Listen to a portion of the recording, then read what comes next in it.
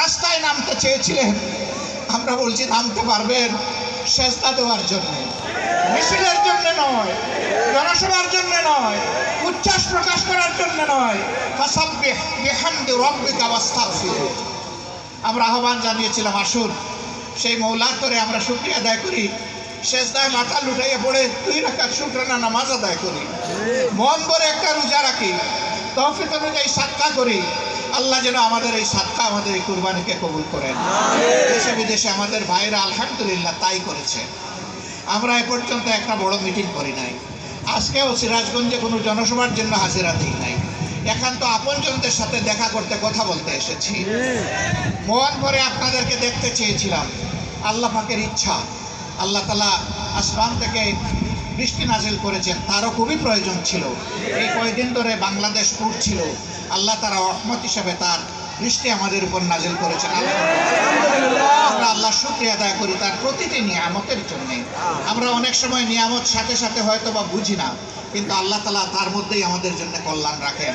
এই বৃষ্টি যেন সমস্ত জাতির জন্য কল্যাণ বয়ে আনে, সেই দোয়া করি আল্লাহ দরবারে। সম্মানিত ভাই বোনেরা, কি করব তাহলে?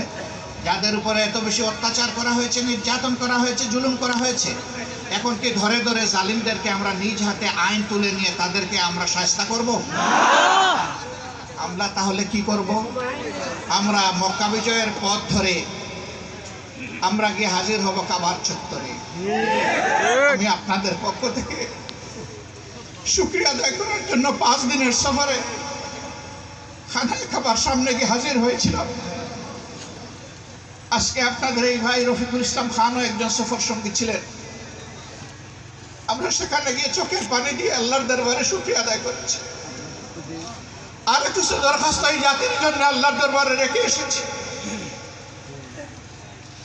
আমরা আশা করছি আমাদের মওলা আমাদের দরখাস্ত কবুল করবেন ইনশাআল্লাহ। আমরা ভয় করবো আল্লাহকে, ভালোবাসবো কাকে? আমাদের সমস্ত ভালোবাসা হবে কার জন্য? আমরা যদি কারো বিরুদ্ধে প্রতিরোধ করে তুলি, সেটা হবে কার জন্য? সব কিছু হবে আল্লাহর জন্য ইনশাআল্লাহ। যেই জমিনের মানুষেরা আল্লাহর জন্য তৈরি হয়ে যায়, আল্লাহ তাআলা আসমান থেকে সমস্ত রহমত এবং বারাকার দুয়ার তাদের জন্য খুলে দেন।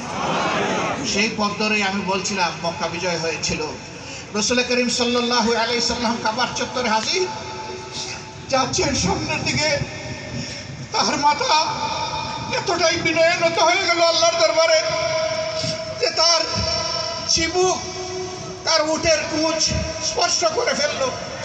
সমস্ত দাড়ি আল্লাহর শুকরিয়া আদায় করতে করতে তার চোখের পানিতে ভিজে গেল। হাজির হয়ে জিজ্ঞেস করলেন, হে লোক সকল, তোমরা যারা আমার বোন সুমাইয়াকে হত্যা করেছিলে, তোমরা যারা আম্মারকে হত্যা করেছিলে, তোমরা যারা বেলালকে টেনে এসে তার চামড়া দেহ থেকে খসিয়ে ফেলেছিলে, তোমরা যারা তপ্ত রোদের মধ্যে তাকে শুয়ে দিয়ে মুখের উপর পাথর চাপা দিয়েছিলে, তোমরা যারা হাম্মামকে আগুনের বিছানায় শুয়ে রেখেছিলে দিনের পর দিন, আজকে তোমরা আমার কাছে কি চাও? তারা বলেছিল, আপনি আমাদের উত্তম ভাতিজা, আপনি আমাদের উত্তম ভাই।